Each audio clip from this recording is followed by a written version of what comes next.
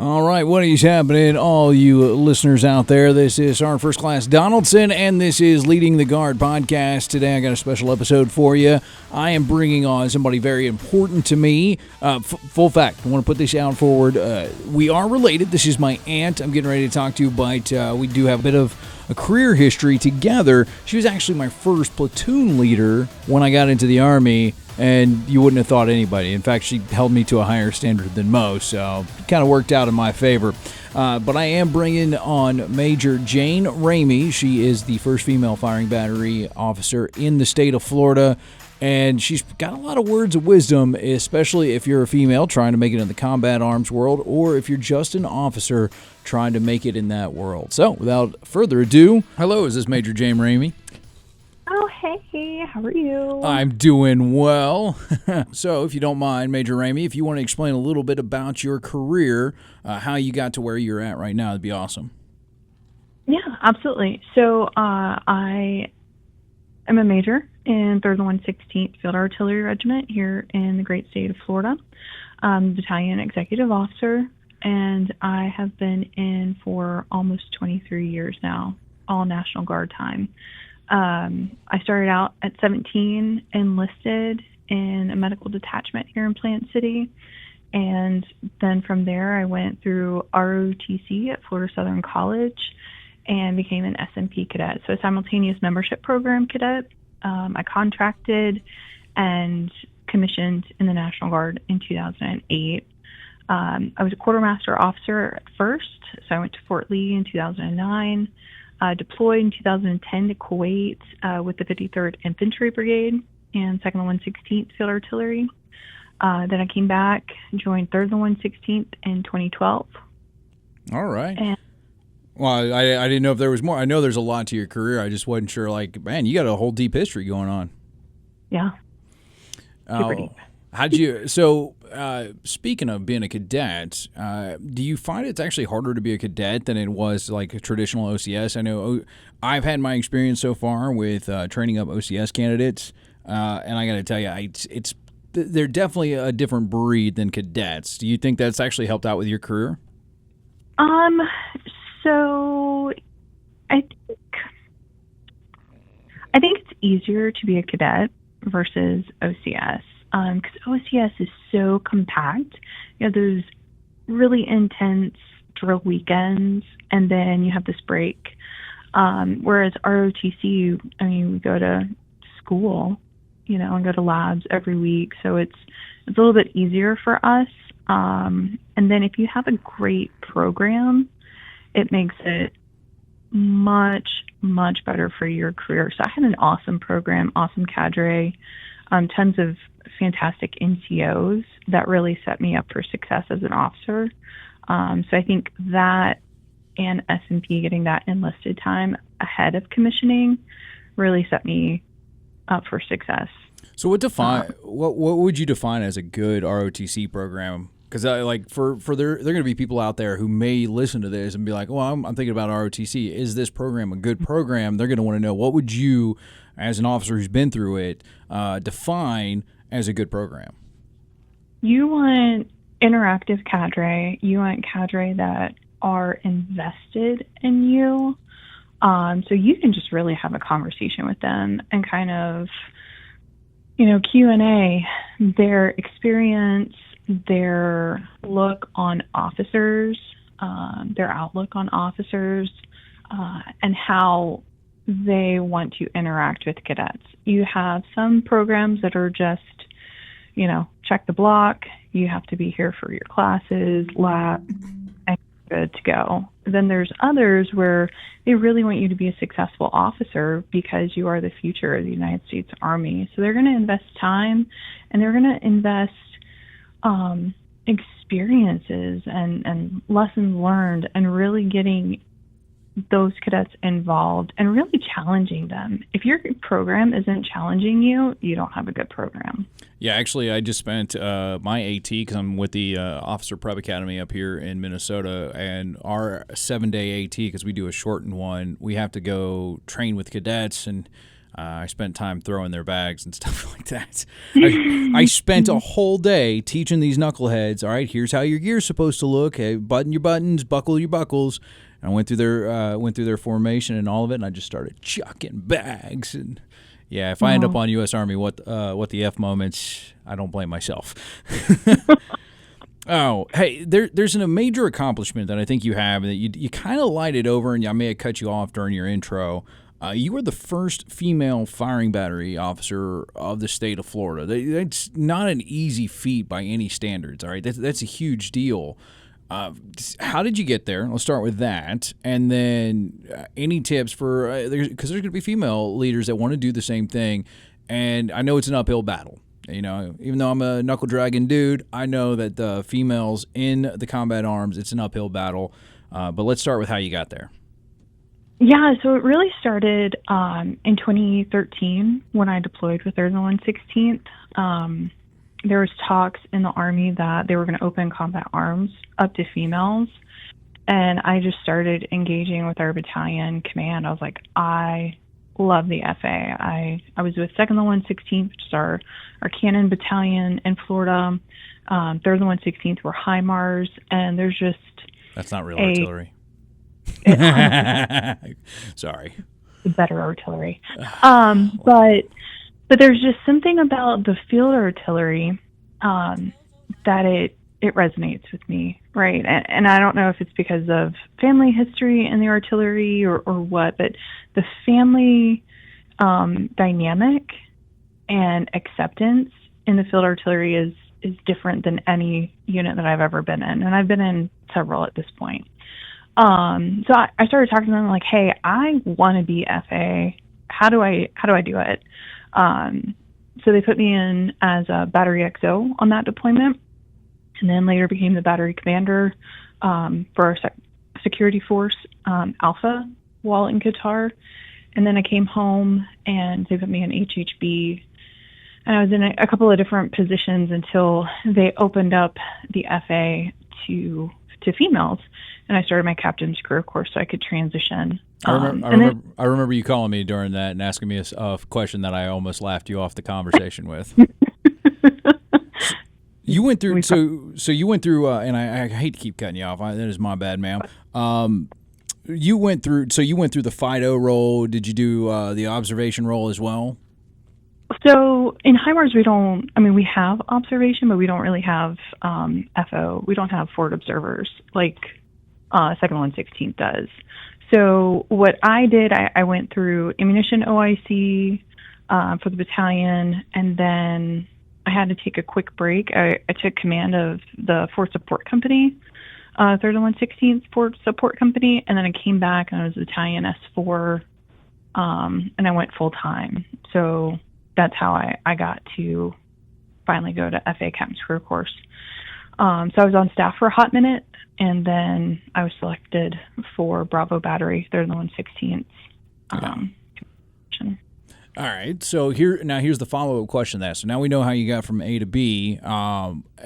There's got to be advice, because look, combat arms, it's not kind to the females. It's just the truth of the matter. It was a man-dominated world for so long. It's starting to kind of ease there.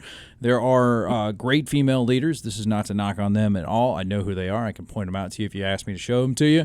But what advice do you have to give to them so that they can repeat your steps? Maybe even take, I wouldn't say an easier path, but one that you've kind of paved out a little bit for them.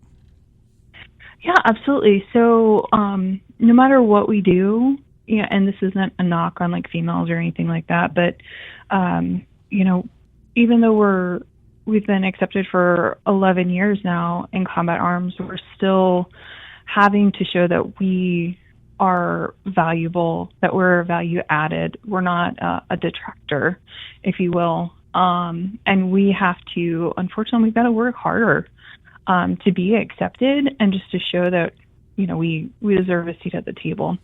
So don't accept shortcuts. Big thing that Secretary of War Excess has started in the last year is that, we're going to, if you're in combat arms and you have to meet the combat standard, which for females is the male standard, that shouldn't be a surprise. If you want to be in combat arms, you need to be able to do combat arms things.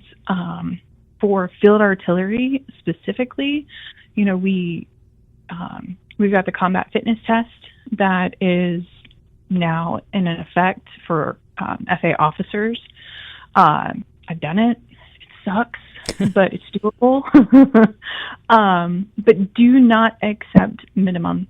You always have to give maximum effort.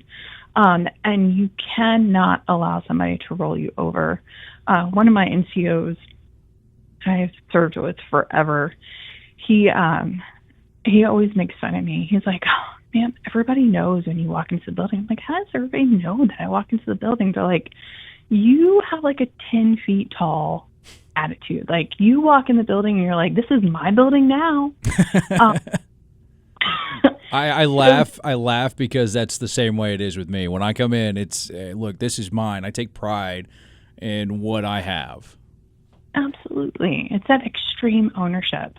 And I think a lot of females in this new generation of leaders, they kind of take it for granted, where I had to fight tooth and nail to even like have my views heard or have my input even acknowledged.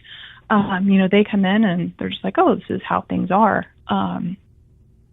They also are taking for granted some of the gains that we had. And I know it's super, super petty, but we have never in my career, except for the last couple of years, been able to put our hair in ponytails, wear anything other than clear nail polish. And, and people have taken advantage of that and pushed the envelope, pushed the line, whatever boundaries. And now they're pulling back on that. I think leaders in combat arms, female leaders in combat arms, have to understand that we still have to uphold the standard. We cannot be a mission detractor, and we need to ensure that no matter what, when they compare a male versus a female, let's say FA officer in my case, that there is no difference except for, one's a chick, one's a dude. I can meet all the male standards. I may not score as high, but some of the males don't score as high either, right? Some of them even fail. Yeah, exactly. But I'm a good tactician. I can hold my own. You just have to make sure that you don't take any of the the easy way out. So, I'm a female. I hate that. I got another question for you that kind of goes in line with that too. If you think about this, we have females that have taken advantage of it, and you got male NCOs that are afraid to dress the standard. Not me. All my female soldiers have learned the hard way that I will treat you just like my males. And my advice to guys is just don't be cheeky. Just be straightforward. But do you have any advice for NCOs as a senior officer to help them as they're coming up? Maybe it's they've not a lot of batteries or troops or companies are integrated still. They're still very few and far between, but they're going to end up having one at some point. Any way to help address the females that are kind of getting out of line?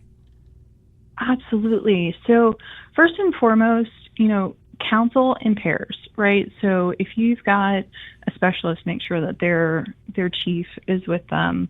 If you're like platoon sergeant, make sure you always counsel in pairs. You never want to do like one-on-one with the opposite sex. And that's females, males, females, whatever. But 2, set the standard early and enforce it often.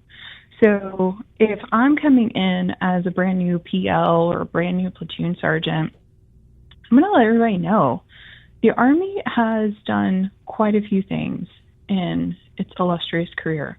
One of those being standards, regulations. They tell us what we're supposed to wear, how we're supposed to wear it, when we're supposed to wear it, how we're supposed to cut our hair, all these things. That is the standard. That is the minimum. If you fall outside of those standards, I'm going to tell you about it. The first time's a gift. I'm going to let you know verbally, hey, not meeting the standard. Go check out 670-1. Come back to me and tell me what right looks like.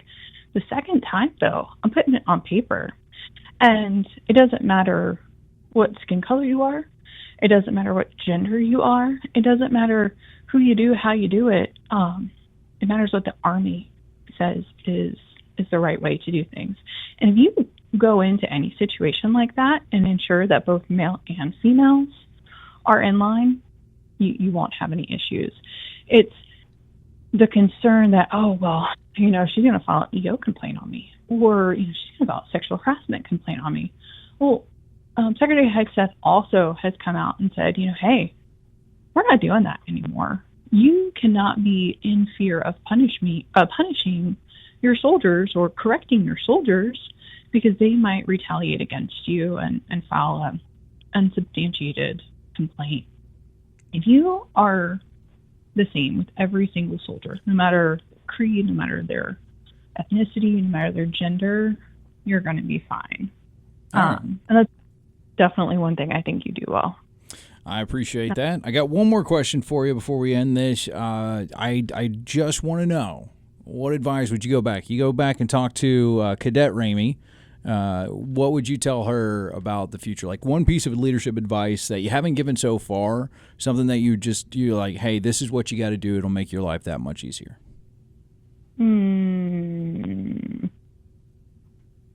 That's a hard one. Oh my gosh. Going back to Cadet Ramey, I would tell her that she has to drown out the naysayers. So like, people are going to critique you. Like, don't take it personal. When I first started out, there were people that were just mean. Straight up mean. And like, I really took that to heart. But after my first deployment, I kind of had that confidence instilled upon me, that I was like, I know my value. I know my worth as a leader. It doesn't matter what I wear on my chest. It doesn't matter how many push-ups I do. It doesn't matter how fast I run. If I ensure that my soldiers are taken care of, we meet mission requirements on time, and I meet the standards, I am far better prepared and capable than any leader here. So, just drown out the noise. I like it. Thanks, Major Ramey. I really appreciate it. Yeah, anytime. Thanks for listening to this podcast, and I can't say thank you enough to my guest, Major Jane Ramey. If you enjoyed it, got any value of it, make sure you subscribe to it, whether you're listening to it on a podcast platform or you're listening to it on YouTube. I'll have more guests and more exciting topics coming up in the future. Till then, this is Sergeant First Class David Donaldson. Have a good one.